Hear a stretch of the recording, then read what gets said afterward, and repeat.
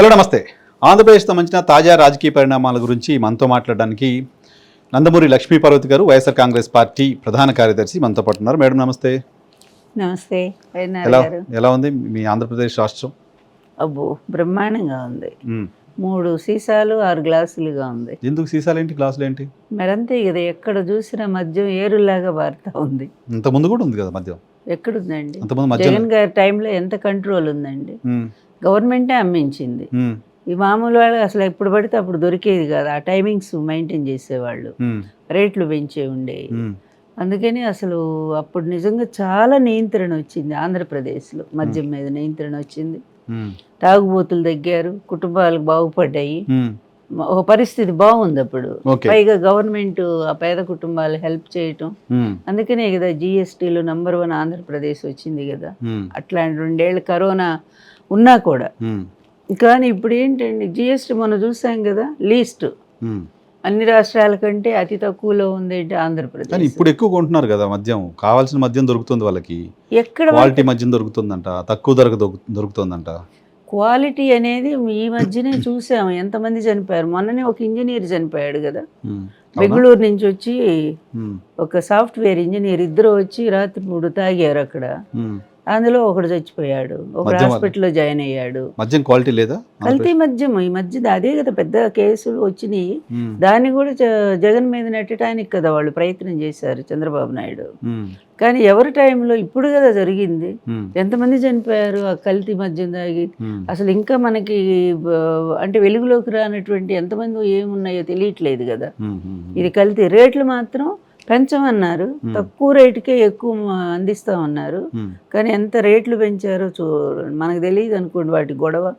కానీ జనం చెప్పుకుంటా ఉన్నారు కదా ఈ విపరీతంగా అండి. అంతకుముందు మాకు తెలిసి 40,000 బెల్ట్ షాపులు ఉండేవి. ఇది 14 and 19 మధ్యలో ఉండేది.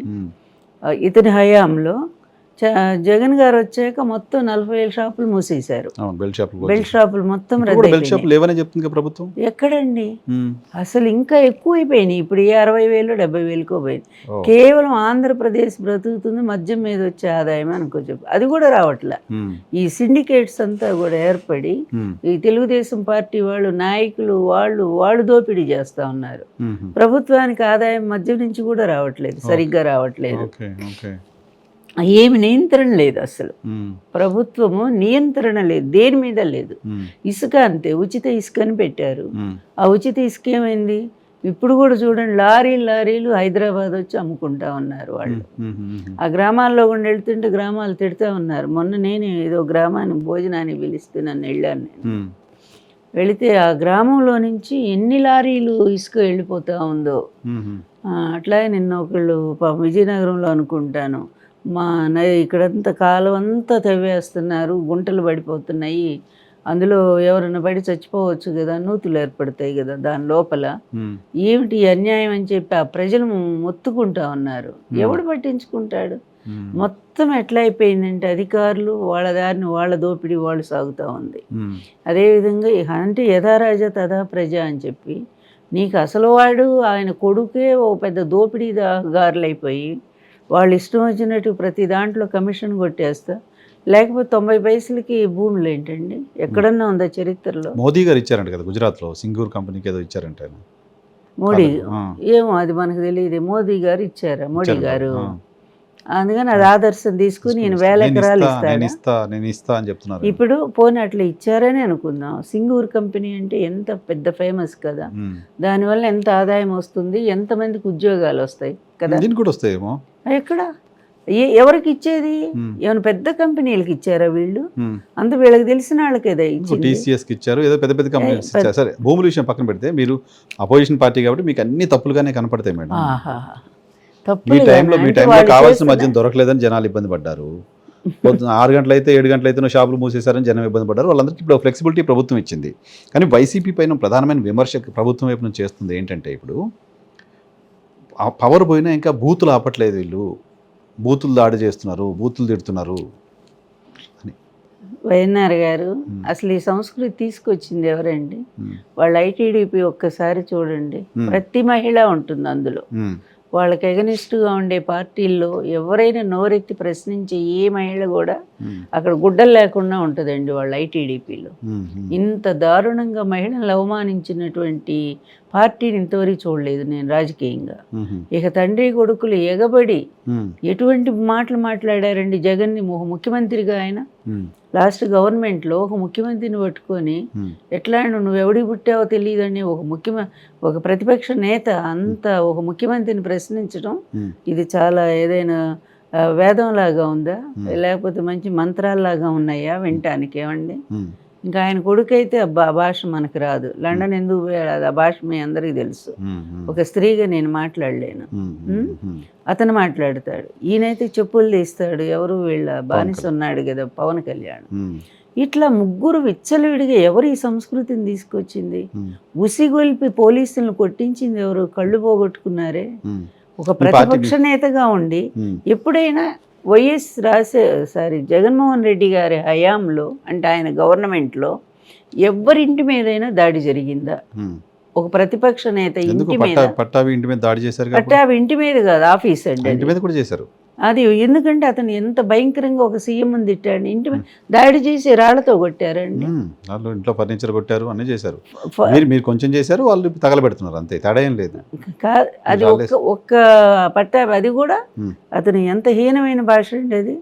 దాని అర్థం తెలిసిన వాళ్ళకి తెలుస్తుంది అదేంటనేది. అట్లా చేసిన వాడిని అరెస్ట్ చేయడానికి పోతే వాడు దొరకడు, దాక్కుంటాడు. అందుకని కార్యకర్తలు ఊరుకోరు కదా, వాళ్ళు గొడవ చేసి ఉంటారు. అదొక్కటే కదా, ఇంకొక ఇన్సిడెంట్ చెప్పండి. తిట్టిన వాళ్ళు ఎంతమంది? అచ్చెన్నాయుడు దగ్గర నుంచి అసలు తెలుగుదేశం వాళ్ళు తిట్టిన వాళ్ళు ఉన్నారా? వాళ్ళది మహిళా లీడర్స్ కూడా ఉన్నారు కదా, వాళ్ళు కూడా జగన్ని ఎంత ఇష్టం వచ్చినట్టు తిట్టారు. ఇంకా ఆయన అయ్యన్న పాత్రుడైతే అసలు వీడు చంపాలి, వీడు ఉండకూడదు భూమి మీద అని వాళ్ళు మాట్లాడతారు. అక్కడేమో ఆయన దగ్గర ఎవరో ఉన్నారు, పాము ఆయన ఓడిపోయాడు కానీ చచ్చిపోలేదు అన్నారు ఎవరో పక్కన, ఆయన పక్కన అయ్యనపాత్రుడు. అయ్యో, మీరు ఒకసారి వినండి. అది కాకుండా అంతకుముందు ఒకసారి జగన్ లేపేయాలి, ఉండకూడదు. అదేవిధంగా ఖమ్మంలో తల నరికి తెస్తే ఎంతో ఇస్తానని చెప్పి అంబటి రాంబాబుని, ఈ భాష అంతా ఎవరు తీసుకొచ్చారండి? ఈ వైలెన్స్ అంతా ఎవరు? అటువంటి పేర్లు ఒక 6 పేర్లు మీ పార్టీ నాయకుల పేర్లు కూడా చెప్తా నేను. చెప్పండి. కొడాలి నాని గారు, కొడాలి నాని ఏమన్నాడు? కొడాలి నాని తలకాయలు నరుకుతానన్నాడా ఎక్కడైనా? బూతులు మాట్లాడాడు కదా. బూతులంటే ఆయన మొగుడు అనే దానికి ఆయన పేటెంట్ కదండి. అది పల్లెటూరు భాష, ఆయనకు అది ఒక అలవాటు అయినటువంటి భాష అది.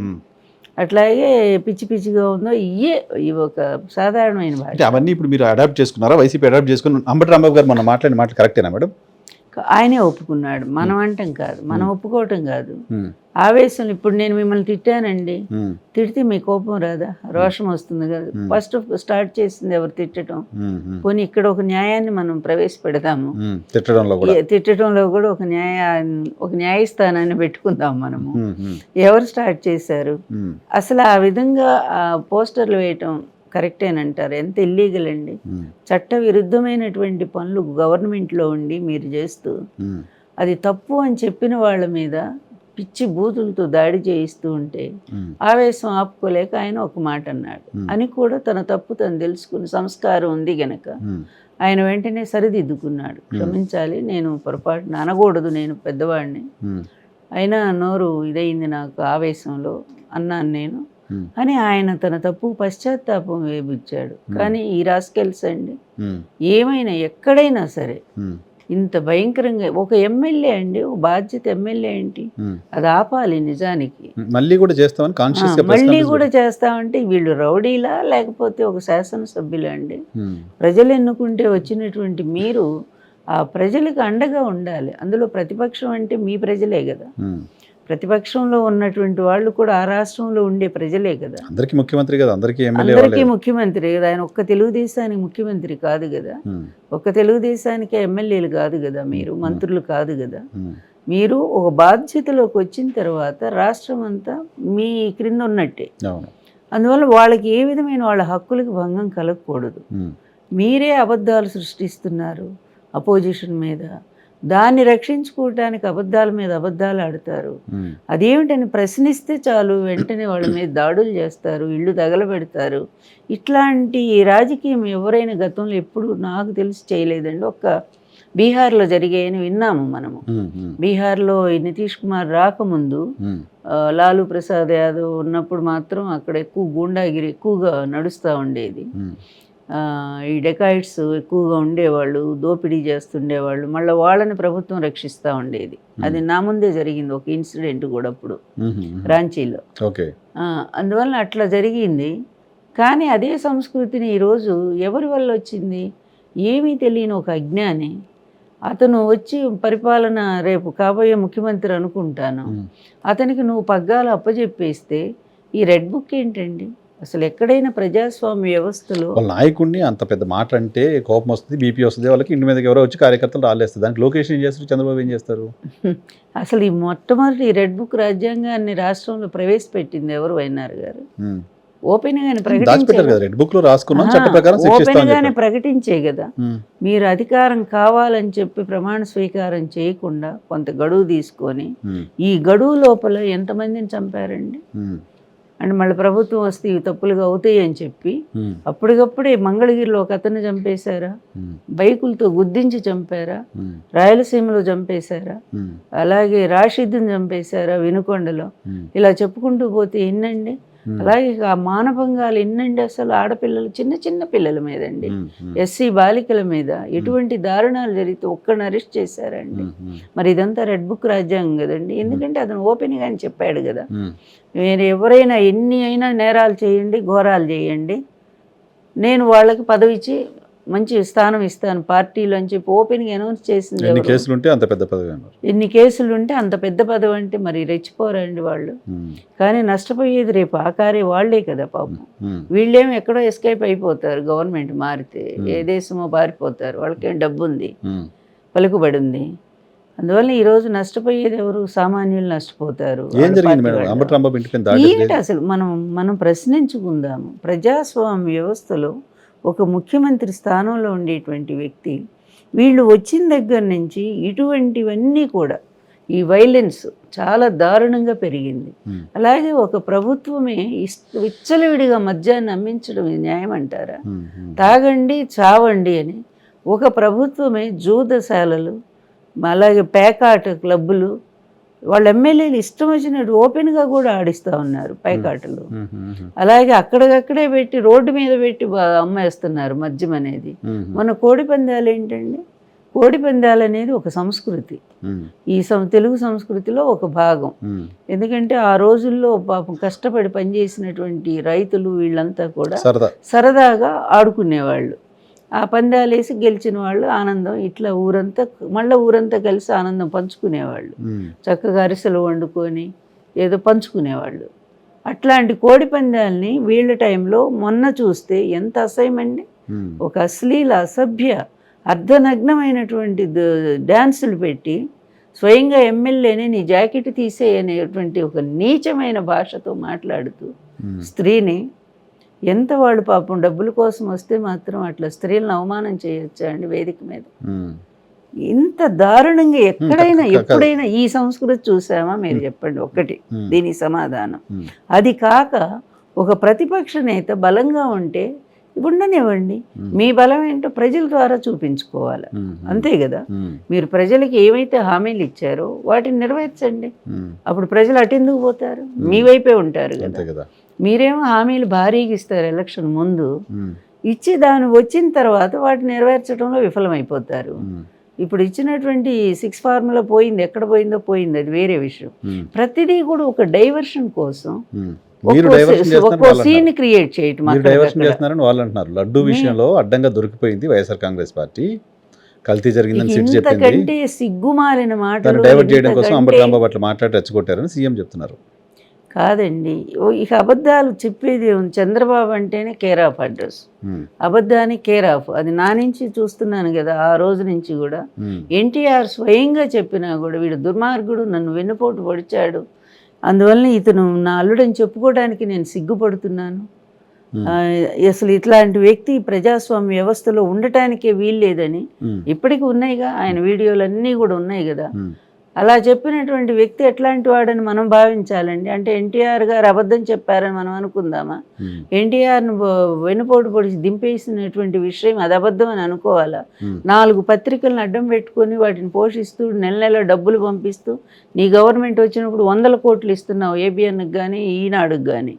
ఈనాడు ఏమైనా శుద్ధపూస? ఆ రోజు రామోజీయే కదా ఎన్టీఆర్ని దింపాలనే కుట్రకి అసలు పూర్తిగా నాంది వెలికింది అతనే కదా. అతని ఆధ్వర్యంలోనే కదా ఈ చంద్రబాబు కొంతమంది ఎమ్మెల్యేలు కూడా. ఆ తర్వాత అదే ఈనాడు గంటకు ఒక ఎడిషన్ రిలీజ్ చేయడం, అదే 22వ తారీఖు ఈటీవీ అంత ప్లాన్లో భాగంగా ఈటీవీని రిలీజ్ చేయడం, ఆ రోజే లాంచ్ చేసుకోవటం, అంత ఎంత కుట్రగా అంటే ఎన్టీఆర్ ఉండకూడదు అధికారంలోనే, ఉంటే ఆయన ప్రైమ్ మినిస్టర్ అయిపోతారు, ప్రైమ్ మినిస్టర్ అయితే వీళ్ళ ఆటలు సాగవనే కదా అంత దారుణంగా పడగొట్టి ఆయన్ని.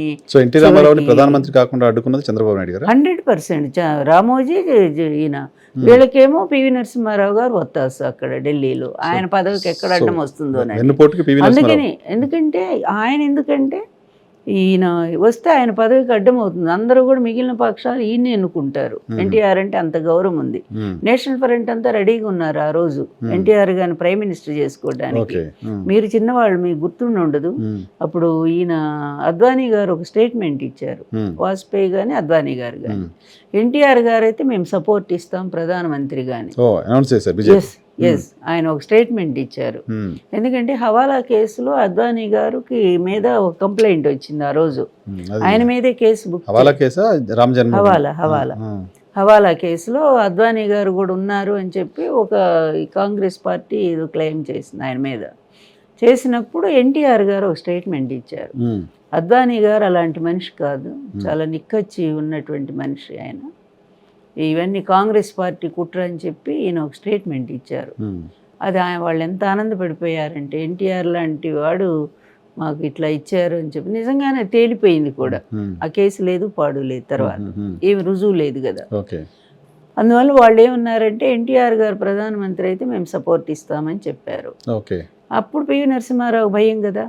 నిజంగానే ఈ ఇప్పుడు అటు ఇటు ఇప్పుడు అప్పుడు ఉన్నటువంటి మెజారిటీ అయితే రాదు కాంగ్రెస్ పార్టీకి, తక్కువ మెజారిటీ వస్తుంది. వచ్చినా ఎవరో ఒకళ్ళని అందరినీ కలుపుకొని, ఇప్పుడు ఎందుకు తెలుగుదేశం పార్టీలో 6 ఎంపీలని పివి నరసింహారావు తీసేసుకోలేదా? అది తప్పు కదా. తెలుగుదేశం పార్టీ ఎంపీలే కదా, భూపతి రాజు వాళ్ళందరూ కూడా గోదావరి జిల్లా, వాళ్ళందరినీ కూడా ఎందుకు తీసుకున్నావు నువ్వు నిలబడితే అక్కడ నంద్యాలలో మా తెలుగువాడు నిలబడ్డాడు ప్రధానమంత్రి, ఆయనకి మేము సపోర్ట్ ఇస్తున్నాము అని పోటీ కూడా పెట్టకుండా అంత గౌరవం ఇచ్చి కాపాడారు కదా తెలుగువాడి గౌరవాన్ని ఎన్టీఆర్ గారు. అది హుందాతనం అండి. ఒక లీడర్కు ఉండే క్వాలిటీ ఏంటంటే హుందాతనం. ఒక లీడర్కు ఉండేటంటే తన మీద తనకు నమ్మకం, అలాగే తను ప్రజలకి ఏం చేస్తున్నాను అనేది ఒక సిన్సియర్గా తనకు క్లారిటీ, అవి ఉన్నటువంటి వాడు ఒక లీడర్గా. సేమ్ జగన్ కూడా అంతే ఎదిగాడండి. వయసు చిన్నది కావచ్చు కానీ తనకు క్లారిటీ ఉంది, ఈ ప్రజలకి నేనేం చేయగలను అనేటువంటిది. చెయ్యగలను అనుకున్నటువంటి పథకాలను అతను అనౌన్స్ చేశాడు. చేసినటువంటి పథకాలను తూచా తప్పకుండా కరోనా 2 ఏళ్ళు బాధ పెట్టినా కూడా, కరోనాలో కూడానండి అసలు హాస్పిటల్స్ ఉన్నాయా మనకి? ప్రధానమంత్రి కాకుండా అడ్డుకోవడం కోసమే ఆ రోజు లేకపోతే ఒక డిజాల్వ్ చేస్తాను ఒక ముఖ్యమంత్రిగా, చాలా అందులో ఎంతమందిని 258 మందిని గెలిపించిన మనిషి అయినా, అంత సపోర్ట్ ఉన్నటువంటి పార్టీ అసలు ప్రతిపక్ష హోదా కూడా లేదు కాంగ్రెస్ పార్టీకి. 2 సభ్యులు ఇండిపెండెంట్ వాళ్ళకి కలిసి అప్పుడు ప్రతిపక్ష హోదా వచ్చింది. ఆయన 26 అయ్యారు, 24 వాళ్ళు గెలిచింది. అంత పెద్ద మెజారిటీతో గెలిచినటువంటి ఒక ముఖ్యమంత్రి గవర్నర్కి లేఖ రాశారు, నేను ఈ విధంగా నాకు వెన్నుపోటు జరుగుతూ ఉంది, ఇది ఒక అప్రజాస్వామ్య విధానంలో జరుగుతూ ఉంది కనుక నేను డిజాల్వ్ చేయాలనుకుంటున్నాను ఒక లేఖ రాస్తే చచ్చినట్టు ఒప్పుకోవాలండి. ఈ గవర్నర్ కృష్ణకాంత్ ఏమో PV Narasimha Rao right hand, socialist అతను పేరుకి. అంటే ఎటువంటి కుట్ర రాజకీయాలు జరిగినాయో మీరు అందువల్ల పివి నరసింహారావు కూడా దానిలో భాగస్వామి. నన్ను పంపారు ఎన్టీఆర్ గారు ఢిల్లీ, పివి గారిని కలిసి కన్విన్స్ చేయమని. నేను లక్ష్మీ మాధవ్ రెడ్డి ఇద్దరం వెళ్ళామండి. వెళితే నాకు ఆయన అపాయింట్మెంట్ ఇవ్వాల. అంతకుముందు ఆయన వెళ్ళినప్పుడు అతి గౌరవంగా చేసి తెగ మర్యాదలు చేసి అక్కడ తేనీటి విందు ఇచ్చి మాకు అంత మర్యాద చేశారు. ఆయన మేము ఉగాదికి మా ఇంటికి ఆహ్వానించాము. ఎందుకంటే ఐ రెస్పెక్ట్ దట్ పర్సన్. నాకు ఎప్పుడూ కూడా ఆయన వైదుష్యం మీద చాలా గొప్పవాడు. 8-9 భాషలు అనర్గళంగా మాట్లాడగలడు, కవి దాంట్లో రాయగలడు కూడా. అంత కృషి చేసిన మనిషి మన దేశ ప్రధానుల్లో ఎవరూ లేరు. చాలామంది పైట్స్ ఉన్నారు. వాజ్పేయి గారు కూడా మంచి పైట్ అండి. అట్లాగే రామ్ మనోహర్ లోహియా నాకు చాలా ఇష్టమైనటువంటి పార్లమెంటేరియన్ అండి ఆయన. అంత గౌరవం ఉంది మాకు పివి నరసింహారావు గారి మీద. కానీ ఈ చర్య తర్వాత నాకు I last that respect. Because అది కరెక్ట్ కాదు అసలు. నువ్వు ఆయన గవర్నర్ని కంట్రోల్ చేసావు. అలాగే ఇంకొక విషయం చెప్తా. ఎప్పుడైతే శ్రీకాకుళం నుంచి వచ్చాక వీళ్ళు వైస్రాయ్ హోటల్ అన్నారో 25th ఎన్టీఆర్ గారు 5 మంత్రుల్ని పార్టీని సస్పెండ్ చేస్తూ గవర్నర్కి లేఖ రాశారు. లేఖ రాస్తే ఏం చేయాలండి? ఒక ముఖ్యమంత్రిగా అప్పటికి ఇంకా దిగిపోలేదు కదా. తన మంత్రులు ఆయన తీసుకునే హక్కు తనకు లేదా? అలా కాకుండా ఈయన పంపిన లెటర్ తర్వాత 1 గంట తర్వాత ఇంతమంది ఎమ్మెల్యేలు ఉన్నారని ఫోర్జరీ సంతకాలతో మాకు 100 మందో 120 మందో ఉన్నారని ఒక అబద్ధపు లేఖ వాళ్ళు పంపిస్తే దాన్ని యాక్సెప్ట్ చేసి దీన్ని పక్కన పడేశారు. అంటే ఎవరు నడిపించారు దీని వెనకండి? ప్రతిదీ కూడా వెన్నుపోటీ. కాంగ్రెస్ పార్టీతో చంద్రబాబు నాయుడు గారికి అప్పటి నుంచి సంబంధాలు ఉన్నాయా? అసలు అతను కాంగ్రెసే కదండి. అతను ముఖ్యమంత్రి అయినాక 96లో అతనే అనౌన్స్ చేశాడు కదా అసెంబ్లీలో, నాలో ఇప్పటికి కూడా కాంగ్రెస్ బ్లడ్ ఉందని అసెంబ్లీలోనే అనౌన్స్ చేశాడు కదా. ఇప్పటికి కూడా 50% ఎంత నాది కాంగ్రెస్ రక్తమే అన్నాడు కదా. అంటే ఇతను ఎప్పుడూ కూడానండి మొదటి నుంచి ఇతను వచ్చిందే తక్కువ స్థాయి నుంచి, చిన్న కుటుంబం నుంచి వచ్చాడు. అది ఎప్పుడూ తప్పు కాదు. చిన్న కుటుంబం నుంచి, పేద కుటుంబం నుంచి ఎంతోమంది నాయకులు, సంజీవ్ ఇలాంటి మంచి మంచి నాయకులు వచ్చారు ఇదే రాష్ట్రాన్ని ముఖ్యమంత్రులుగా. ఎంత మంచి నీతిమంతులు, వాళ్ళ గురించి చరిత్ర ఎప్పటికీ మర్చిపోదండి.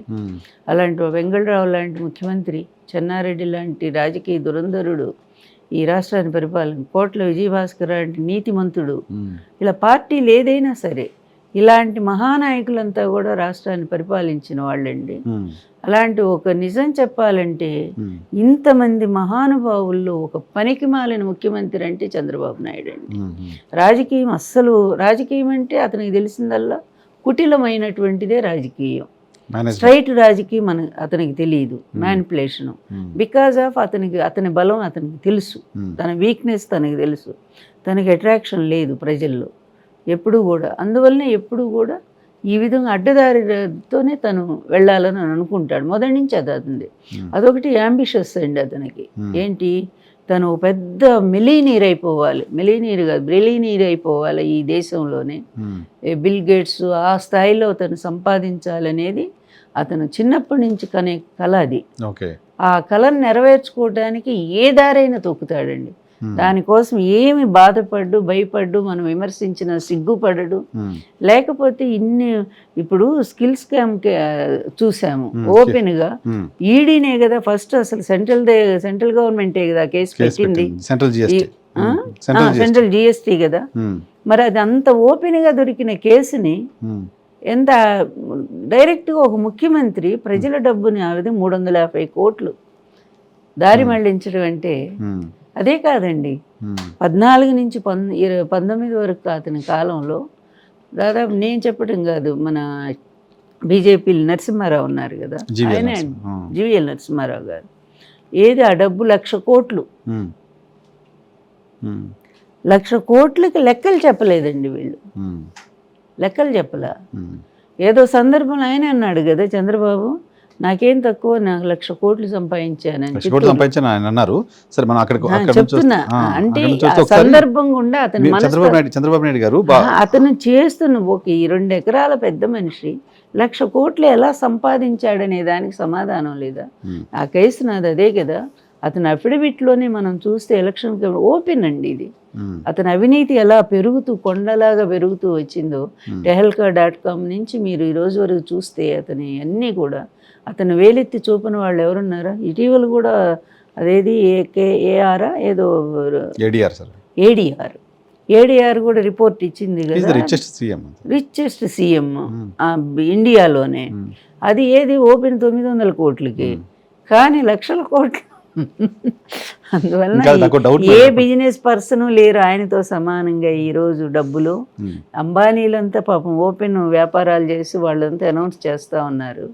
వాళ్ళ స్థాయి మించి ఇతను సంపాదించాడు. నాకు ఎప్పటి నుంచో డౌట్ ఏంటంటే బాబు గారు ఎన్టీ రామారావు గారిని దింపే టైంలో కుటుంబ సభ్యులందరినీ మేనేజ్ చేసుకున్నాడు కదా.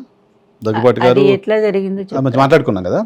ఇంతమంది ఇప్పుడు దగ్గుబాటి వెంకటేశ్వరరావు గారు అప్పుడు ఆయన వ్యతిరేకించారు, తిట్టారు, పుస్తకాలు రాశారు అని రాశారు. ఇప్పుడు చంద్రబాబు నాయుడు బెటర్ అని చెప్తున్నారు ఆయన. అంటే హరికృష్ణ గారు గతంలో వ్యతిరేకించారు, తర్వాత హరికృష్ణ గారు వచ్చి టీడీపీలో రాశారు, తీసుకున్నారు.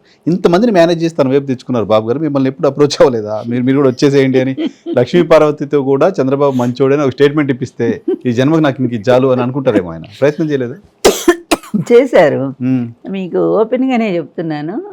ఎన్టీఆర్ గారు చనిపోయిన తర్వాత ఇతను ముఖ్యమంత్రి అయినాక ఓ రోజు ఆయన దగ్గర నుంచి ఫోన్ వచ్చింది నాకు.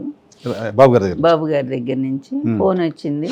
అమ్మా మీరు ఒక్కరు ఏం చేస్తారు, ఈ రాజకీయాలు మీరేం పోరాడతారు, ఇవన్నీ మీకెందుకు, శుభ్రంగా మీరు మీ అబ్బాయిని తీసుకొని ఏ దేశం వెళ్ళాలనుకుంటే అక్కడికి వెళ్ళి సెటిల్ అయిపోండి, నేను అన్నీ మీకు ఏర్పాటు చేస్తాను మీకు, ఇవన్నీ మీరు ఎందుకు పెట్టుకోవడం. అప్పటికి ఇంకా పార్లమెంట్ ఎన్నికలు రాలా, మన హవా చాలా ఉంది ఢిల్లీలో. ఇక అసలు ఆయన ఎవరు అరుణ్ శౌరి లాంటి వాళ్ళు పెద్ద వ్యాసాలు రాశారు, లక్ష్మీపార్వతి బ్రహ్మాండం గెలుస్తుంది, సానుభూతి అంతా ఆమె పట్లే ఉంది అనేది. అంత స్థాయిలో ఉంది నాది పేరు. ఆ టైంలో ఇతను ఫోన్ అనమాట. అంటే చెప్పాను నేను, ఇక నా భర్త బాధకి ఇక దానికి నిర్వచనం నేను ఇంకేం చెప్పలేనట్ట, ఆయన బాధను నేను అర్థం చేసుకోలేనట్ట. బాబు మీకేం తెలుసు ఆయన పడ్డ బాధ ఏంటో, అవమానం ఏంటో నేను కళ్ళారా చూశాను, అది నాలో ఉండిపోయింది ఆ బాధని, దానికోసం నేను ఫైట్ చేస్తాను. ఏం పోని నాకేం పెద్ద గెలుస్తానో లేదో కూడా నాకు నమ్మకం లేదు, అయినా నా ఫైటింగ్ అయితే నేను ఆపలేను బాబు అని చెప్పాను. నేను ఓపెన్గా అని చెప్పేశాను. ఇంకా ఫోన్ పెట్టేశాడు.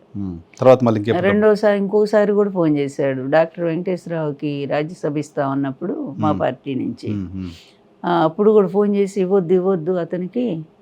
అసలు అదేంటో ప్రతిదానికి అడ్డం పట్టం ఏంటో అసలు ఆయనే డిసైడ్ చేస్తుంది. అట్లా మా ఆఫీస్లో వాళ్ళందరినీ మేనేజ్ చేశాడు కదా అప్పుడు కూడా. అదే కదా అసలు మా వంటమ్మాయి కూడా వాళ్ళ తరపునే, అతని తరపునే అందరికి వెళ్ళిపోతాయి. ఇతని పద్ధతి ఏంటంటే అతను తెలుసుకున్నది ఒక్కటే రహస్యం, డబ్బుతో ఏదైనా చేయొచ్చు అనేది అతనికి అర్థమైనటువంటి విషయం. నిజంగా కూడా అతను డబ్బుతోనే అన్ని పార్టీలను కొంటాడు, అన్ని పార్టీలు అతని వ్యక్తులు ఉంటారు, అవసరమైతే ఆ పార్టీలో పంపిస్తాడు. తను రేవంత్ రెడ్డి ఎవరి మనిషి, ఆయన మనిషి కదా. అలాగే బీజేపీలో ఉండే వాళ్ళంతా ఎవరు, సీఎం రమేష్ వాళ్ళంతా అతని మనుషులు కాదు. ఇతని మాట వింటున్నారా, వాళ్ళ మాట వింటున్నారా? అందువల్ల అతని రాజకీయం అనేది ఇలా డిఫరెంట్, డబ్బుతో ఏదైనా చేస్తాను అనుకుంటాడు, సక్సెస్ అవుతున్నాడు ఆ విధంగానే. కాదని నేను తర్వాత అడగలేదా మేడం ఎప్పుడు మళ్ళీ? ఏది తర్వాత ఎప్పుడు అడగలేదా మీరు? ఇంకా అడగలేదు. కానీ నేనే 2 సార్లు అతను కలిశాను వెళ్ళి. ఎందుకంటే వాళ్ళ నాన్నగారు వాళ్ళ అమ్మగారు చనిపోయినప్పుడు వెళ్ళి పరామర్శించి వచ్చాను నేను. ఆ రోజు మామూలుగా అపాయింట్మెంట్ ఇచ్చారు కలుస్తానంటే. అలాగే మళ్ళీ ఈ అలిపిరి సంఘటన వెళ్ళినప్పుడు అప్పుడు కూడా వెళ్ళి కలిశాను, ఇంటికి వెళ్ళాను నేను ఇక్కడే ట్రిబ్లేట్స్. ఇంటికి వెళ్ళి కలిసినప్పుడు బాగానే మాట్లాడాడు. ఇక మళ్ళీ ఢిల్లీలో కలిసాము. ఎన్టీఆర్ విగ్రహం పెట్టినప్పుడు పార్లమెంట్లో అనుకోకుండా ఒకేసారి ఇద్దరం లోపలికి వెళ్ళాం అనమాట. వెళ్ళినప్పుడు అమ్మ ఎలా ఉన్నారు అన్నాడు. బాగానే మాట్లాడాడు. అంటే బాగానే ఉన్నాను బాబు, మీరు ఎలా ఉన్నారు? బాగానే ఉన్నానన్నా. అట్లా ఏదో మాట్లాడుకుంటూ బాలయ్య బాబు అందరం లోపలికి వెళ్ళాము. వెళ్ళిపోయినాక అక్కడ విగ్రహం దగ్గర మళ్ళీ పక్కన మేమిద్దరమే ఉన్నాము. ఎన్టీఆర్ విగ్రహం దగ్గర ఆ పూలు తీసి నాకు ఇచ్చాడు, చేతిలో పోసాడు. పూలు ఎన్టీఆర్ విగ్రహానికి పోసాడు. అదే అంతే. ఏమనుకుని ఉంటాడు ఎన్టీ రామారావు గారు లోపల నుంచి? ఎన్టీ రామారావు గారు ఏమనుకుని ఉంటారు లోపల విగ్రహంలో చూసి? విగ్రహంలో చూసి వద్దు ఆ పూలు తీసుకోబాక, వద్దు లక్ష్మి అవి ముట్టుకోబాక, అసలు నువ్వు వేరే తీసుకొని పెట్టు నాకు అని ఉంటారు. తప్పకుండా 100%. ఆ టైంలో ఏం తోచలే నాకు. అందరూ ఉన్నారు, ప్రైమ్ మినిస్టరు, ప్రతిపక్ష నాయకులు, పెద్ద వాళ్ళంతా ఉన్నారు. అంతా హడావుడిగా ఉంది, పలకరిస్తున్నారు. నేను విగ్రహం ముందు నిలబడ్డా ఈయన నా పక్కనే ఉన్నారు. తీసి ఇలా పువ్వుల కోసం నేను చూశాను, తను తీసి గబుక్కుని ఇచ్చాడు నాకు. ఇంకా ఎవరైనా అందుకుంటాం ఆ టైంలో. తప్పేం లేదు, లేదు. మళ్ళీ ఆ పూల కోసం ఎక్కడికో పోవాలి, సరే అనుకోకుండా జరిగింది. ఏది ఏమైనా ఇప్పుడు విషయము ఏదైనా ఇబ్బంది కలిగినప్పుడు అక్కడ ఒక స్నేహపూర్వకంగా లేదా ఒక బంధువుగా ఇంటికి వెళ్ళి పలకరించాను కదా, చేశాను కదా, అది మానవతా దృక్పథమే కదా. నేను ఎక్కడ కూడా మన రిలేషన్ దెబ్బతీయలేదు కదా. ఆయన వల్ల ఎక్కువ ఎఫెక్ట్ అయింది మీరు, ఎక్కువ ఎన్ని అవమానాలు బిగినింగ్ నుంచి నా మీద అవాకులు చవాకులు అయినా సరే నేను వెళ్ళాను. నేను ఎందుకు ఇంట్లో ఎవరు చనిపోయినా వెళ్ళి పలకరించి వచ్చాను, ఎవరు మాట్లాడకపోయినా నాతో. హరికృష్ణ నేను స్వయంగా పార్లమెంట్లో కలిసి లెటర్ ఇచ్చాను, ఎన్టీఆర్ భారతరత్న ఇప్పించాలని. అప్పుడు కోటి సంతకాలు చేశాను అన్నమాట. ఆ కార్యక్రమం నారాయణన్ గారికి ఇచ్చాము, రాష్ట్రపతి నారాయణన్ గారికి. అట్లా నేను చాలా ఫైట్ చేశాను వైఎన్ఆర్ గారు. ఒక మహిళగా ఉండి నేను ఇన్ని కష్టాల మధ్య, అప్పుడు ఉమ్మడి రాష్ట్రం కదా, నేను తిరగని ప్లేస్ లేదు, మారుమూల గ్రామాలకు కూడా నేను వెళ్ళాను. ఎక్కడ మీటింగ్ ఉంటే అక్కడ నేను తిరిగినంత బహుశా ఏ రాజకీయ నాయకులు తిరిగి ఉండరు. ఇంతెందుకు చంద్రబాబు నాయుడు తిరిగాడా? ఎప్పుడు తిరగలేదు అసలు. అట్లా తిరిగాను, కష్టపడ్డాను. నాకు వ్యూహం లేదు, నాకు సలహా చెప్పేవాడు అమాయకత్వం నిజాయితీ, డబ్బు లేదు నా దగ్గర. అందుకనే ఆ సింబల్ పోయింది. ఆ సింబల్ కనుక నాకుండుంటే 30 సీట్లు నేను గెలిచుండేదాన్ని 100%. అరుణ్ శౌరి గారు 30 సీట్లు గెలుస్తుంది ఎన్టీఆర్ టీడీపీ అని రాశారు, అది నిజమై ఉండేది. అది చదివి అతను ఆ విధంగా మరి ఇదైపోయాడు. మరి అది చెప్తున్నా, ఇతని నేచర్ మొదటి నుంచి మనం గమనించుకుంటూ వస్తే ఎప్పుడు కూడా వెనక రాజకీయమే తప్ప ఇతను ఎప్పుడు స్ట్రైట్గా అనేది చేయడు. ఈ రోజు కూడా ఆంధ్ర రాష్ట్రంలో అతను చేస్తుంది అదే. చంద్రబాబు నాయుడు గారి పైన కేసులన్నీ కొట్టేస్తున్నాయి కోర్టులు. అదే మరి అది ఎంత న్యాయం చెప్పు? ఒక్కటి కూడా విచారణకు పోనీయకుండా ఆల్రెడీ ప్రాథమిక సాక్ష్యాలు ఉన్నందువల్లనే కదా నిన్ను జైలు రిమాండ్కి పంపించారు. 56 రోజులు నువ్వు ఉన్నావంటే తప్పు చేసావనే కదా. దానికి తగిన సాక్ష్యాలన్నీ ఆ రోజు మరి సిట్టు నీకు కోర్టుకు సబ్మిట్ చేశారు కదా. సిమెన్ కంపెనీ ఏమిచ్చిందో రిపోర్ట్ మాకు సంబంధం లేదని ఇచ్చింది.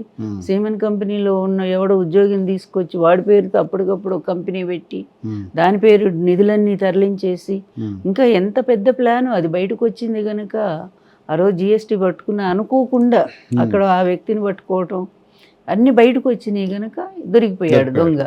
డైరెక్ట్ ఈయన సంతకమే కదా. ఒక ముఖ్యమంత్రిగా ఉండి ఆ రోజు కూడా అధికారులు ఒప్పుకోలేదు కదా, చెప్పారు కదా ఆయన రమేష్ గారు చెప్పారు. తర్వాత ఇంకో అధికారి కూడా చెప్పారు, ఆయన మేము ఇష్టపడలేదు ఇదని వాళ్ళు రాసింది క్లియర్గా ఉంది కదా.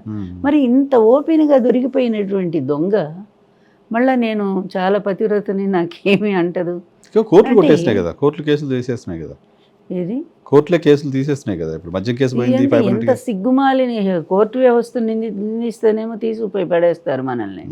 అయినా సరే బాధతోనే అంటున్నాను, ఆ రోజు మీరే కదా అతని కేసు నిర్ణయించి పంపించారు. ఈ రోజు అది ఉప్పెట్లు అయిపోయింది. ఆ రోజు తప్పైనటువంటిది అదే సిట్టును కూడా అడుగుతున్నాను. ఇదే సిట్టు ఎంత అండి, 1-2 కొన్ని వేల పేజీలు కదా. ఇన్ని పేజీలు పెద్ద దాని నిండా వేసుకొని వెళ్ళారు, వ్యాన్ నిండా వేసుకొని వెళ్ళారు. ఇవన్నీ కోర్టుకు సబ్మిట్ చేశారు. హైకోర్టు ఆ రోజు అంగీకరించింది. మరి ఇంత రుజువైనటువంటి కేసుని మీరు ఇంట్లో కూర్చొని తప్పు చేయలేదు ముఖ్యమంత్రి అని చెప్పి ఎట్లా కొట్టేస్తారండి? అది నిలబడుతుందా? సో స్పష్టంగా సుప్రీంకోర్టు కూడా అదే చెప్పింది. ఎవరు అధికారంలో ఉన్నప్పుడు వాళ్ళ కేసులను కొట్టేసుకుంటే అది చెల్లదని కూడా చెప్పింది కదా. అయినా అట్లా ఎట్లా చేస్తారు? ఒక్కటే, ఈయనకు అనుకూలమైన జడ్జిని తెచ్చుకుంటారు. ఈరోజు సీజే కూడా ఈయనకు అనుకూలమైన మనిషే. ఒకనాడు మనకు తెలుసు అమరావతి ఇష్యూలో ఆయన ఏం మాట్లాడారు అనేది, మళ్ళీ ఆయనే వచ్చారు. ఎందుకు ఆపాదించకూడదని జరుగుతున్నాయి అదే కదా ఈరోజు. అందువల్ల హైకోర్టులో కొట్టేస్తే ఇక కేసే లేదు కదా వీళ్ళకి. ఆ ధైర్యంతోనే ఈరోజు సిట్ ముందు ఏసీబీ కోర్టు కొట్టేస్తుంది, తర్వాత హైకోర్టుకి వెళితే హైకోర్టు కొట్టేస్తుంది. చూద్దాం, జడా శ్రవణ్ గారు పాపం పోరాడుతున్నారు. అది ఏం చేస్తుందో హైకోర్టు ఇచ్చే తీర్పు మీద మనకి నమ్మకం కలుగుతుంది. ఏం చెప్పారు? ఈ రోజు ఉన్నట్టుంది. సో కేసులు కొట్టేయడం మళ్ళీ రీఓపెన్ కాకపోతే అంతే కదా. అంటే ఇప్పుడు హైకోర్టు కూడా కొట్టేసింది అనుకో, కొంచెం కష్టమే మళ్ళీ ఆ కేసులు కొట్టేని రీఓపెన్ కేసులు ఇప్పుడు మీరు చేసిన కేసులు చాలా కొట్టేయలేదు, మీ దగ్గర డబ్బులు లేవు, ఫైట్ చేయలేకపోయారు, అట్లే అట్లే అట్లే అట్లే అట్లే ఆగిపోయినాయి కదా. ఆగిపోతాయి. ఆ. అందుకని జడాశ్రవణ్ గారికి నేను ఫోన్ చేశాను ఒకసారి, ఏమవుతుంది ఈ కేసులు ఏంటంటే, ఏమో మేడం నా ప్రయత్నం నేను చేస్తున్నాను, ఒక్క కేసు అయినా అలా పెండింగ్లో పెట్టగలిగితే గవర్నమెంట్ మారాక దాన్ని మళ్ళీ చేసుకోవచ్చు, అది స్ట్రాంగ్ అవుతుందని చెప్పారు సమాధానం. అది లేకుండా చేయటానికి అతని ప్రయత్నం అస్సలు నిస్సిగ్గుగా అండి, నువ్వేమి తప్పు చేయలేదనుకున్నప్పుడు ఆ రోజే నువ్వు నిలబడాలి, నిలబడకుండా అదేది పార్టీ 1A 17A ఆయన ఎంత పెద్ద లూద్రానా, ఆయనకి ఇప్పుడేమో ప్రజల సొమ్ము దోచి పెడతా 10 కోట్లు ఇచ్చారంట గవర్నమెంట్. అసలు నీ కేసు అయినప్పుడు ప్రజల సొమ్ము ఎట్లా ఇస్తావు నువ్వు, ప్రభుత్వ సొమ్ము ఎలా ఇస్తావు అతనికి, నీ పర్సనల్ లాయర్ కదా అతను, నీకేమైనా తక్కువ? అప్పుడు అంతే. ఆశ్చర్యం ఏంటంటే నాకు బాధ కలిగించిన విషయము, ఎన్టీఆర్ గారు కేసు వేశారు, కేసు వేస్తే ఆయన పెద్ద పెద్దవాళ్ళు, ఇప్పుడు నాకు వాళ్ళ పేర్లన్నీ కూడా ఆ రోజు చాలా ఫేమస్ లాయర్స్ వాళ్ళని తీసుకొచ్చి ఆయన గవర్నమెంట్ సొమ్ము వాళ్ళకి ఇచ్చాడు, వాళ్ళ ఫీజులు. ఇద్దరు చాలా ఫేమస్. ఎన్టీఆర్ గారు పాపం ఆయన పేరు ఏదో ఉంది, చెన్నై నుంచి ఆ లాయర్ని తెచ్చుకున్నాడు, ఆయన ఎందుకు పనికి రాలేదు ఈ కేసులో, మళ్ళీ ఢిల్లీ నుంచి పెట్టారు, కానీ ఎన్టీఆర్ ఇంట్లో సొమ్ము ఇచ్చుకోవాల్సి వచ్చింది. పార్టీ అధ్యక్షుడు, ముఖ్యమంత్రి గెలిచిన మనిషి, ఆయన ఇట్లా అన్యాయం జరిగింది, నేను 5గురిని పార్టీని సస్పెండ్ చేశాను, సస్పెండ్ చేసిన వాడిని గవర్నర్ ఎలా యాక్సెప్ట్ చేస్తాడు? అంటే ఆ జడ్జి ఏమైనా న్యాయం చేశారండి, ఆ సీజే ఏమైనా న్యాయం జరిగిందండి? ఎందుకు అనకూడదండి? వ్యవస్థలో లోపాలు ఉన్నప్పుడు ఎవరైనా ఆ జడ్జిమెంట్నే అంటున్నాం మనం, జడ్జిమెంట్నే మనం అంటున్నాం. అటువంటి జడ్జిమెంట్ ఎట్లా ఇచ్చారు? ఆ రోజు మీకు బెంగళూరులో కూడా వాళ్ళంతా కూడా చాలామంది ఒక స్టేట్మెంట్ ఇచ్చారు లాయర్స్, ఈ బార్ అసోసియేషన్ వాళ్ళు ఒక పెద్ద స్టేట్మెంట్ ఇచ్చారు, ఏంటంటే ఇది ఒక చరిత్రాత్మకమైనటువంటి జడ్జిమెంట్గా మేము చూడబోతున్నాము, నిజంగానే 5గురిని పార్టీని సస్పెండ్ చేసినప్పుడు మళ్ళీ అదే వ్యక్తులు ఆ పార్టీకి అధ్యక్షుడు ఎలా అవుతారు? అసలు ఎట్లా అవుతారు? ఎక్కడుంది ఇది? మాకు ఇచ్చినటువంటి పార్టీ కాన్స్టిట్యూషన్లో కూడా అది లేదు కదా, ఎలక్షన్ కమిషన్ ఇచ్చినటువంటి కాన్స్టిట్యూషన్లో కూడా లేదు కదా, అలా ఎలా అవుతారు అని దానికోసం ఉత్కంఠగా ఎదురు చూస్తున్నామంటే చివరికి కొట్టిపారేసి. ఏమిటి అన్యాయం? ఈ దేశం ఎట్లా ముందుకు పోతుంది? వైఎన్ఆర్ గారు, ఎంతో మంది యువత ఒక భవిష్యత్తు కోసం ఎదురు చూస్తూ ఉన్నారు, కనీసం ఒక మంచి సమాజాన్ని అందుకోగలిగితే మంచి యువత కూడా తయారవుతుంది కదా. అట్లాంటి యువతనేమో ఈ పెడమార్గాలు పట్టిస్తూ తాగండి చావండి అంటూ విచ్చలవిడి మద్యం అమ్మకాలు చేస్తూ, వాళ్ళకేమో తీసుకొచ్చి రికార్డు డ్యాన్సులు ఇవన్నీ కూడా చూపిస్తూ, మొన్న ఏంటండి జగన్మోహన్ రెడ్డి గారి టైంలో విద్యకి ఆయన ప్రాధాన్యత ఇచ్చి నాడు నేడు క్రింద స్కూల్స్ బాగు చేసి పిల్లలందరినీ బడికి పంపిస్తే, మొన్న అదే స్కూల్ పిల్లల్ని తీసుకొచ్చి అక్కడ డ్యాన్సుల దగ్గర ఎగిరిస్తున్నారండి. ఎంత బాధేస్తుందండి ఈ వ్యవస్థ. ఇట్లాంటి వ్యవస్థను నాశనం చేయడానికి వచ్చిన వాళ్ళు లీడర్ ఎలా అవుతాడు? మనం స్ట్రైట్గా మాట్లాడుకుంటున్నాం, ఇక్కడ పార్టీల గురించి మాట్లాడట్లేదు. వ్యవస్థని సక్రమంగా నడిపిస్తూ విద్య ద్వారా దాన్ని అభివృద్ధికి పదంలో తీసుకెళ్ళి వాళ్ళకు ఉన్నతమైన భవిష్యత్తు ఏర్పాటు చేసేవాడు ఒక నాయకుడు.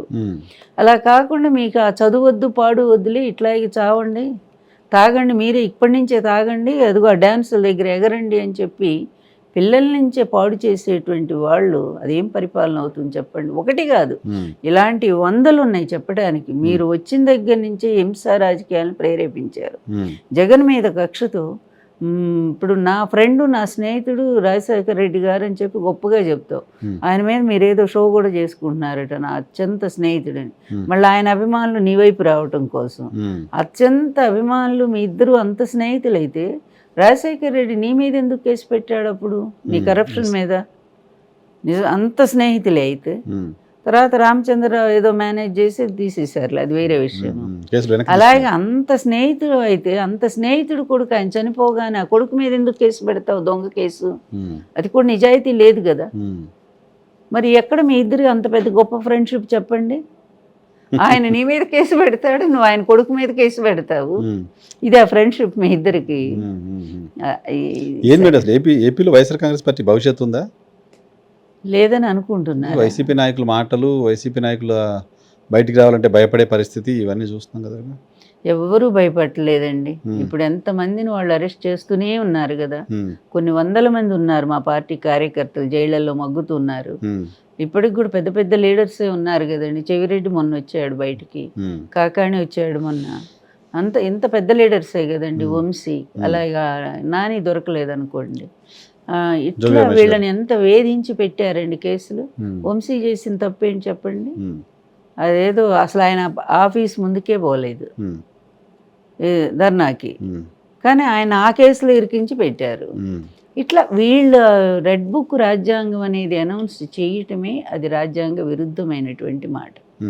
ఏది అది ఎవరో ఆవేశంగా పోరాట పెట్టుకున్నటువంటి వాళ్ళు, ఉద్యమాలు చేసేటువంటి వాళ్ళు పెట్టుకుంటారు.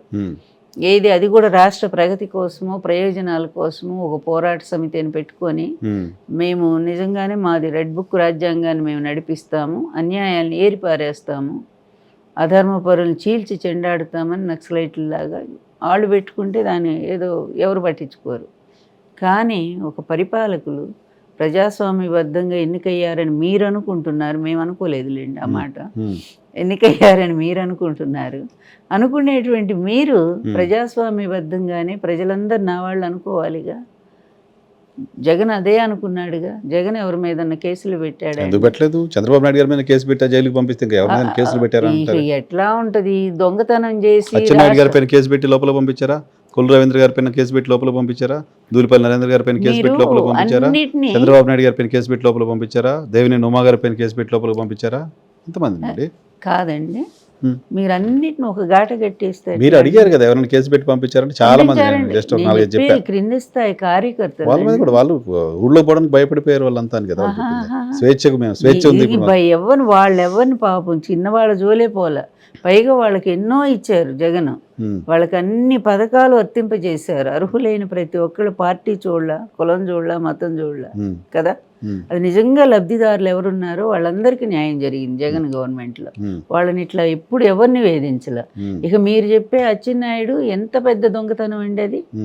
ఈ కార్మికులకు ఇచ్చేటువంటి మందుల్లో ఆ విధంగా కమిషన్ తీసుకొని అతి దారుణంగా మోసం చేసిన వాళ్ళని సపోర్ట్ చేసి వాళ్ళ క్లీన్ సర్టిఫికేట్ ఇస్తే అది పెద్ద నేరం కదండి. ఇప్పటికీ ఆ కేసు ఉంది, అదేం పోలేదండి. అది దాని మీద అరెస్ట్ చేస్తే అది తప్ప. ఇంకెవరండి? అలాగే ఈ ఎక్సైజ్ డిపార్ట్మెంట్ సంబంధించి ఏదో రవీంద్ర మర్డర్ కేసు అయింది. Murder case. ఈ రవీంద్ర మీద అంతకుముందు కూడా ఎక్సైజ్ డిపార్ట్మెంట్లో ఉన్నప్పుడు కేసు ఉందండి అతని మీద. సరేలేండి, వాళ్ళు ఉన్నప్పుడు మీరు మీ గురించి కేసులు చెప్తారు, మీ గురించి వాళ్ళ గురించి కేసులు చెప్పడం కాదండి, వాస్తవం ఏదో. అంతే, మద్యం కేసులో పోయాడు చెవిరెడ్డి, ఇంకేదో కేసులో పోయారు కాక అనేది చెప్తారు కదా. ఏముంటుంది మద్యం కేసులో? సరే, ఉంది లేదనేది మీరు చెప్తారు, ఉంది అని వాళ్ళు చెప్పుకుంటారు. మేం కాదు, ఆంధ్రప్రదేశ్ రాష్ట్రంలో వీళ్ళు వస్తే వాళ్ళని, వాళ్ళు వస్తే వీళ్ళని అరెస్ట్ చేస్తారని ఒక పరిస్థితి తీసుకొచ్చారు. ఏమండి, ఇది పూర్తిగా న్యాయం వైపు ఉన్న వాళ్ళం మేము, అన్యాయం వైపు నిలబడ్డ వాళ్ళు. మా లిక్కర్ కేసు ఎవరిదండి? వీళ్ళది. చంద్రబాబు నాయుడు గారు మొత్తం కూడా బ్రాండ్స్ అన్నీ మీరు చూడండి. జగన్ గారు ఒక్కటన్నా తీసుకొచ్చారా కొత్త బ్రాండ్? ఆయన టైంలో 5 ఏళ్ల టైంలో మొత్తం తీసుకొచ్చినవి అన్నీ కూడా బూబూలు, బోబోలు, పవన్ స్టార్లు అన్నీ ఆయనకు అనుకూలమైన వాళ్ళందరి పేర్లు పెట్టుకొని మొత్తం బ్రాండ్లన్నీ అవే కదా. అది గవర్నమెంట్ న్యాయంగా అమ్మించింది అంతే తప్ప దాంట్లో ఎక్కడ కూడా అన్యాయం చేయడానికి వీల్లేదు. వెంకటేశ్వర స్వామి తెలుగు వాళ్ళందరికీ ఆరాధ్య దైవం. ఎట్లో తెలుగు వాళ్ళందరికీ అభిమాన ఆరాధ్య దైవం ఎన్టీ రామారావు గారు. అటువంటి ఎన్టీ రామారావు గారు వెంకటేశ్వర స్వామిని చాలా కొలిచేవాళ్ళు. తిరుపతి అభివృద్ధి వెంకటేశ్వర స్వామితో ఎన్టీ రామారావు గారితో ప్రారంభమైంది అని చెప్తారు కదా. సో తెలుగుదేశం పార్టీకి వెంకటేశ్వర స్వామితో అంత సంబంధం ఉంది. అటువంటి వెంకటేశ్వర స్వామివారికి సంబంధించిన లడ్డూని జంతువుల కొవ్వుతో కలిపేశారు, జంతువుల కొవ్వు కలిపారు దాంట్లోనే చంద్రబాబు నాయుడు గారి స్టేట్మెంట్. ఇప్పుడు కూడా కల్తీతోటే లడ్డు తయారు చేశారు, ఏంటి కెమికల్ కాక్టైల్తో లడ్డూలు తయారు చేశారు అని సిట్ చెప్తోంది. అయితే మనము చంద్రబాబు గారి మాట నమ్ముదామా లేకపోతే సిబిఐ మాట నమ్ముదామంటారా? చెప్పండి, దీనికి సమాధానం చెప్పండి ముందు. సిబిఐ అనేది లీగల్ కదండి కదా, అది కూడా సుప్రీంకోర్టు వేసిన సిట్టు కదండి. అది ఆంధ్రప్రదేశ్ సిట్టు వాళ్ళు కూడా ఉన్నారు కదా అందులో. ఆంధ్రప్రదేశ్ ఇట్టు కూడా ఉన్నారు కదా, ఆంధ్రప్రదేశ్ ప్రభుత్వం సజెస్ట్ చేసింది. ఉన్నారు, సెంట్రల్ గవర్నమెంట్ వాళ్ళు ఉన్నారు. ఉండి వాళ్ళంతా ఇన్ని రోజులు కూడా చాలా తీవ్రంగా పరిశోధన చేసి ఎక్కడెక్కడ శాంపిల్స్ అనేది తెప్పించి పరీక్షలు పంపించి అన్నీ చేసి తేల్చి వాళ్ళు రిపోర్టు సుప్రీంకోర్టుకి సబ్మిట్ చేశారు. అది సుప్రీంకోర్టు ఇచ్చింది. ఇచ్చిన దాంట్లో చాలా క్లియర్, మీరు చెప్పినటువంటి పంది కొవ్వు, మీరు చెప్పిన ఆవు కొవ్వు, లేకపోతే చేప కొవ్వులు, ఇలాంటి కొవ్వులు ఏమీ లేవు. ఉంటే వనస్పతి లాంటిది ఏదన్నా కల్తీ ఉంటే ఉండొచ్చు అన్నారు. అన్నిటికీ మించి ఎప్పుడు ఏ టైంలో వచ్చి నెయ్యి అండి, ఏ నెయ్యి అయినా సరే మీకు అది టెస్ట్ పోతేనే కదా, ప్రతిరోజు టెస్టే కదా. ఆ టెస్ట్లో అది కల్తీ అయితే అసలు సంబంధం ఏంటండి ఈ నెయ్యికను? ఆ రోజు ఏఆరా అదేది ఏఆర్ డైరీ కదా, చెన్నైది కదా, దాని పేరు ఎక్కడ పక్కకు పోయింది? వాళ్ళు కేసు కూడా వేశారు కదా తమిళనాడులో, మేము చేయలేదు అట్లాగని చెప్పి. మరి వీళ్ళు అసలు దాని పేరు ఎందుకు ఎత్తట్లేదు? బోలేబాబాని తీసుకొచ్చారండి ముందుకి. బోలేబాబా వీళ్ళ టైంలోనే, మొన్న వచ్చింది కూడా వీళ్ళ టైంలోనే, జూన్లోనే కదా వచ్చినప్పుడు. అది కల్తీ ఉందంటే స్వయంగా ఈవోనే చెప్పాడు, అందులో వనస్పతి ఏదో కలిసింది, వెనక్కి పంపేశామని. ఇంకా లడ్డూల్లో ఎప్పుడు వాడారు? ఏ నెయ్యి అయినా సరే పరీక్షకి నిలబడితేనే వాడుతున్నారు. లేనప్పుడు ఎవరు తప్పు అవుతుంది? వీళ్ళదే కదా, ఎందుకంటే వీళ్ళ గవర్నమెంట్ కదా, వీళ్ళు పెట్టిన ఈవోనే కదా. అట్లాంటి దాన్ని తీసుకెళ్ళి ఎప్పుడో జగన్ గవర్నమెంట్కి, ఆ జగన్ గవర్నమెంట్లో ఉన్న నెయ్యిని మీరు చూడలేదుగా, అది ఎవరు టెస్ట్ పంపలేదు కదా. పంపనప్పుడు మీరు వాళ్ళే చేశారని సుబ్బారెడ్డి గారి మీద, కరుణాకర్ రెడ్డి, ఇది రాజకీయ కక్ష అనేది క్లియర్గా కనిపిస్తుంది కదా. అది కూడా ఎందుకో మాకు తెలుసు, A20 ఫాము ఎలక్షన్ అది సబ్మిట్ చేయాల్సింది వీళ్ళు చేయలేదు. చాలా మోసం జరిగింది ఈవీఎంల ద్వారా. ఆ టైంలో దాన్ని డైవర్ట్ చేయటం కోసం అప్పుడు దీన్ని వాడారు. ఎందుకంటే ఒక భయంకరం ఇది, ఎందుకంటే పెద్ద సంచలనం కదా. శ్రీవారి లడ్డులో పెద్ద అబ్బో ఆవు ఇది గొలిసింది అది ఇదనంటే అసలు అల్లకల్లోలం అయిపోతుంది కదా. కానీ ఆశ్చర్యం ఏంటంటే భక్తులు ఎవరు దాని మీద స్పందించలే. అప్పుడు కూడా మొత్తం చర్చ అంతా నాయకుల్లో జరిగింది, టీవీల్లో జరిగింది, ఓ పెద్ద ఇష్యూగానే జరిగింది. కానీ మీకెవరు భక్తులు కొనుక్కోకుండా ఉన్నారా? శుభ్రంగా ఆ రోజే కొనుక్కొని వాళ్ళు హ్యాపీగానే వెళ్ళిపోతూనే ఉన్నారు. అందువల్ల మీరు చెప్పేది అబద్ధమని భక్తులు ఆ రోజే రుజువు చేశారండి. కానీ ఈ పవన్ కళ్యాణ్ కూడా కాపులు ఎంతో నమ్మి నీ పక్కన నిలబడ్డారు. మాకేది ఇన్నాళ్ళకు మంచి లీడర్ వచ్చాడని ఆ వాల్యూస్ నువ్వు నిలబెడితే ఆ కాపుల గౌరవం పెరుగుతుంది కదా పవన్. కానీ నువ్వు అతనితో కలిసి అతనికంటే భయంకరంగా ఇంకా అబద్ధాలు చెప్పి, అతను ఒక అబద్ధం చెప్తే నువ్వు దాని 1,00,000 లడ్లు అయోధ్యకే పంపించావు, మెట్లన్నీ గడిగేసావు, తిరుపతికి వెళ్ళి పొర్లు దండాలు పెట్టావు. ఇన్ని ఓవర్ యాక్షన్లు, నువ్వు సినిమా యాక్టర్గా ఎన్ని యాక్షన్లు చేస్తే నీకు ప్రజలు మెచ్చుకుంటారు, కానీ రాజకీయ నాయకుడు కూడా ఇన్ని యాక్షన్లు చేయటం నీకు అవసరమా? నువ్వు అసలు ఏం సందేశం మీ వాళ్ళకి ఏమి ఇవ్వాలనుకుంటున్నావు? నువ్వు ఇట్లా ఎదగగలవా? ఒక మంచి లీడర్గా నువ్వు ఎదగగలవా? ఎప్పటికీ అతని నీడలోనే ఉండి ఇప్పుడు అనుభవించే సుఖాలన్నీ ఏదో ఎక్కడికి వెళ్ళినా కూడా స్పెషల్ ఫ్లైట్లు, నేను ఉదయం ఇక్కడ రాత్రికి హైదరాబాద్ అనుకునే రీతిలో నువ్వు సుఖాలు అనుభవిస్తున్నావు ప్రజల సొమ్ముతో కదా. ఒక్కసారి మనస్సు పెట్టి ఆలోచించు. ఎంతో కష్టపడి మీ కుటుంబం అంతా పైకి వచ్చారు. మీ అన్న ఎంత కష్టపడ్డాడో ఆ రోజుల్లో నువ్వు ఒకసారి ఆలోచించు. అలాగే మీరందరూ కూడా ఒక కానిస్టేబుల్ పిల్లలు. అట్లాంటి కుటుంబం నుంచి, చిన్న కుటుంబం నుంచి వచ్చిన మీరు ఈ స్థాయికి ఎదిగారంటే మీ కృషి ఉంది. సినిమా రంగంలో మీ కృషి ఉంది, మీ అన్నయ్య ఆశీస్సులు. ఆయన నిజంగా మంచి నటుడు. ఎన్టీఆర్ తర్వాత మళ్ళీ అంత ఇమేజ్ వచ్చింది చిరంజీవి గారికి. ఆయన నీడలో నువ్వు కూడా ఎదిగావు. అది నిలబెట్టుకోవాలంటే మంచి పేరు తెచ్చుకోవాలి కదా. ఈ దరిద్రుడు పక్కన చేరి, ఈ చంద్రబాబు నాయుడు పక్కన చేరి నువ్వు అతని అబద్ధాలకు వంతపాడుతూ, నిన్ను నమ్మి నీకు వెనక నిలబడ్డాడు. ఏనాడు కమ్మ కాపు గలవరండి అంత ఎగనెస్ట్ పల్లెల్లో. అలాంటిది మొదటిసారి నీ కోసం వాళ్ళు ఓటేశారండి, కాపులంతా కమ్మాళ్ళతో కలిసి ఓటేశారండి. అట్లాంటి వాళ్ళ గౌరవాన్ని నిలబెట్టి నువ్వు నోరెత్తి ఒక్కసారి కూడా ప్రశ్నించవా? ఇలాంటి అన్యాయాలు జరిగినప్పుడు కనీసం ఇది తప్పు అని చెప్పి నువ్వు ఆ నాయకుడికి చెప్పలేవా? ఓపెన్గా నువ్వు మాట్లాడలేవా? నీ పార్టీ అమ్మాయి ఎవరు, లాయరు అమ్మాయి పేరు రజనీ గారు, ఎంత ధైర్యంగా మాట్లాడింది. అటువంటి సామాజిక బాధ్యత కూడా మీకు లేదా? అదొక సామాజిక బాధ్యత కదా. ఈ విధంగా ఇప్పుడు మీరు ఎవరితో పోరాడుతున్నారు? జగన్తో కాదు, శ్రీవారితో పోరాడుతున్నారు, వెంకటేశ్వర స్వామితో పోరాడుతున్నట్టుంది. ఇది ఇట్లాగే కల్తీ జరిగింది, ఏమయ్యా నీ లడ్డు బాగాలేదు, నీ లడ్డు కలుషితం అయిపోయింది, నీ లడ్డు కలుషితమైన లడ్డు భక్తులు తింటున్నారని మాటి మాటి కలుషిత లడ్డు అని చెప్పి వెంకటేశ్వర స్వామిని ఆక్షేపిస్తున్నట్టు ఉంది తప్ప ఇది జగన్ ఆక్షేపిస్తున్నట్టుగా లేదు. ఎందుకంటే అది జగన్ టైంలో జరగలేదు, మీ టైంలోనే జరిగింది. దాన్ని కప్పిపుచ్చుకోవడానికి మీరు ఎంత చేసి మళ్ళీ అది పోయిందిగా, సిబిఐ రిపోర్ట్ వచ్చింది, పోయింది. నమ్ముతారా మేడం జనాలు జగన్మోహన్ రెడ్డి టైంలో ఏదో జరిగిందనే దానికి? ఎవ్వరు నమ్మలేదండి, నేను చెప్పానుగా.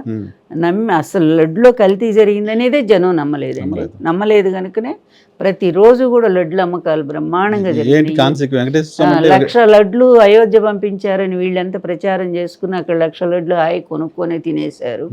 ఎవరు ఏమి నమ్మలేదు. వెంకటేశ్వర స్వామి అంటే భయం లేదా చంద్రబాబు నాయుడు గారికి? అసలు లేదండి. చంద్రబాబు అంత నాస్తికుడు.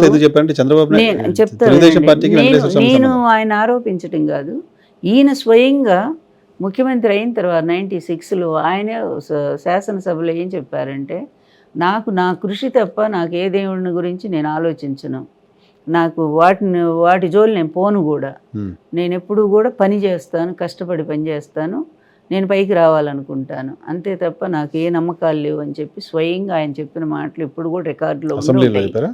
ఇప్పటికిప్పుడు ఆయన ఇంత హిందూ వెంకటేశ్వర స్వామి భక్తుడు ఎప్పుడైపోయాడండి?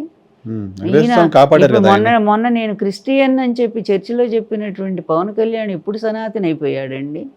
ఇవన్నీ సినిమా వేషాల్లాగా లేవా? ప్రజలు అంత అమాయకులు కాదు, మనకంటే తెలివైన వాళ్ళండి వాళ్ళు. ఈరోజు మీలాంటి వాళ్ళని ఈ సోషల్ మీడియా ద్వారా నిజాలని నిగ్గుదీసి బయట వదులుతూ ఉన్నారు. ఇవంతా ప్రజలు అసలు ఆ టీవీల కంటే ఇవే చూస్తున్నారు ఎక్కువగా, ఇవే ఎక్కువ చదువుతున్నారు, వాళ్ళు ఫాలో అవుతున్నారు. అందువల్ల మీరు చేసే చెప్పే ప్రతి అబద్ధం, చేసే ప్రతి పాపం వెంటనే బట్టబయలైపోతా ఉంది ఈరోజు. అప్పుడు కాల, ఎందుకంటే అప్పుడు మీ మీడియా తప్ప ఇంకెవరు లేరు అసలు ఆ రోజు. నిజంగా ఈనాటిలాగా ఆ రోజు ఉండుంటే పాపం ఎన్టీఆర్ గవర్నమెంట్ పడిపోయేదే కాదు, లక్ష్మీ పార్వతికి ఈ దుర్దశ వచ్చేది కాదు, ఇన్నేళ్లు ఈ కష్టాలు నేను పడేదాన్ని కాదు. ఆ రోజు నా భర్త హాయిగా ప్రైమ్ మినిస్టర్ అయిపోయేవాడు 3 నెలల్లో ఎలక్షన్స్. అందువల్ల ఏంటంటే ఆ రోజు అదే ఈనాడు, ఇదిగో ఈ ఆంధ్రజ్యోతి అప్పుడంత చిన్నదిలే, దానికి ఏం తోక పత్రిక అనేవాళ్ళు. మెయిన్ ఏంటంటే ఈనాడు ఆయన చెప్పేసరికి కుల గురువు నిజమేననుకొని ఈ మొత్తం మా కమ్యూనిటీ అంతా నన్ను ఒక దోషిగా ఇప్పటికీ చూస్తూనే ఉన్నారు అనుకోండి. అది పోకుండా ఉండటానికి వాళ్ళ ఐటీడీపీ వాళ్ళు యథాశక్తి ప్రతిరోజు నా మీద నిందలు ఆరోపణలు కంటిన్యూ చేస్తూనే ఉంటారు. మొన్న సిపిఐ నారాయణతో మాట్లాడిచ్చారండి. అసలు ఆయనకి ఏం తెలుసండి మీ గురించి మాట్లాడారు? ఏదో హిట్ టీవీ అంట, ఆయన తిరుపతిలో కూర్చుంటే ఇద్దరం కూర్చొని ఉన్నామంట. ఆయన ఏదో భూముల వ్యవహారం కోసం అక్కడికి వచ్చాంట. ఆ భూములు ఏందో గొడవ ఏందో నాకు అస్సలు తెలియదు. సరే నాకేమైనా పని ఉండి నేను లేచి వెళ్ళిపోవచ్చు కదండి. దానికి వెళ్ళిపోయానంట. వెళ్ళిపోతే పక్కనే ఉండి ముద్దుకృష్ణనాయుడిని అడిగా అంటే ఈయన, అదేంటి లక్ష్మీభారతి గారు ఎందుకు వెళ్ళిపోయారంటే, నువ్వు కాళ్ళకి దండం పెట్టలేదు కదా అందుకని వెళ్ళిపోయారు. ఇట్లాంటి మాటలు ఒక సిపిఐ లీడర్ మాట్లాడొచ్చా అండి? అసలు ముద్దుకృష్ణనాయుడు అలాంటి మాటలు చెప్తాడా? ముద్దుకృష్ణనాయుడు కానీ పెద్ద లీడర్స్ ఎవరైనా నాకు దండం పెట్టారండి ఎప్పుడైనా సరే? ఈ చిన్న కార్యకర్తలు వాళ్ళు ఎవరికైనా దండం పెడతారు, ఒక చిన్న లీడర్ కూడా పెడతారు. వాళ్ళు నారాయణ గారిని ఫోన్ చేసి అడగటం ఏంటి, తిట్టానండి, ఇదిగో మెసేజ్ కూడా పెట్టాను, అబద్ధాలతో బ్రతికే బ్రతుకు ఒక బ్రతుకు కాదని కూడా పెట్టాను. నారాయణ భార్య నా ఫ్రెండ్ అండి, ఆమె వసుమతి, ఒకే ఊరు మాది, క్లాస్మేట్స్ మేము, డియర్ ఫ్రెండ్స్ అండి, మేము చాలా క్లోజ్ ఫ్రెండ్స్ ఇద్దరం కూడా. నేను అదే చెప్పాను, ఈ భార్య చాలా మంచిది, మీరెందుకు ఇలా అమ్ముడుపోతున్నారో నాకు బాధగా అనిపిస్తూ ఉంది, కమ్యూనిస్ట్ అని పేరు చెప్పుకుంటూ. నేను విన్నదే చెప్పాను, నేను చూసింది ఏది వినలేదు, ఏది చూడలేదు. ముద్దుకృష్ణనాయుడు అలా చెప్పండి, నాకు తెలుసు ఆ మనిషి లేడు గనక ఈరోజు పోనీ అప్పుడు చెప్పలేదుగా మీరు, ఇప్పుడు చెప్తారా అంటే అది ఎంత అమ్ముడుపోయారనేది నాకు తెలుస్తాను అంటే ఫోన్ పెట్టేశాడు ఇక వినకుండా మాటలు. తప్పండి, ఇలాంటి పెద్దవాళ్ళు కూడా వ్యక్తిత్వాలను చంపుకొని ఇంత హీనంగా, ఈమె వల్లే పోయింది, ఆయన అప్పుడు చంద్రబాబు చేయటం కరెక్టేనని స్టేట్మెంట్ దాంట్లో అర్థమైపోయింది. చంద్రబాబు అట్లా అధికారం తీసుకోవడం కరెక్టేనంట, లక్ష్మీపార్వతి జోక్యం వల్ల అంట. సమర్థించారు, సిగ్గెక్కుడు. నేను అదే అన్నా, నేను మీ ఆడపడుచునే కదా, మీ గెలుపు కోసం ప్రతి నియోజకవర్గం కష్టపడి తిరిగానే. 36 మంది ఎప్పుడైనా మీ జీవితంలో గెలిచారా? వీళ్ళ జీవితంలో ఎప్పుడైనా అన్ని సీట్లు ఆంధ్రప్రదేశ్లో వచ్చినాయా అండి? బతిలాడారే మీరు ఆ రోజు, అమ్మ మా నియోజకవర్గం రండి, వారిని తీసుకొని రండి, మీరు రండి అని బ్రతిమలాడితే ప్రతి నియోజకవర్గం తిరిగాం. ఆయన ఉన్నారు కదా మన విద్యాసాగర్ గారి బ్రదర్ రాజేశ్వరరావు గారు కరీంనగర్, చెన్నమనేని రాజేశ్వరరావు గారు, ఆయన బాగా ఉండేవారు. నేను బాబాయ్ ఏదో పిలిచేదాన్ని.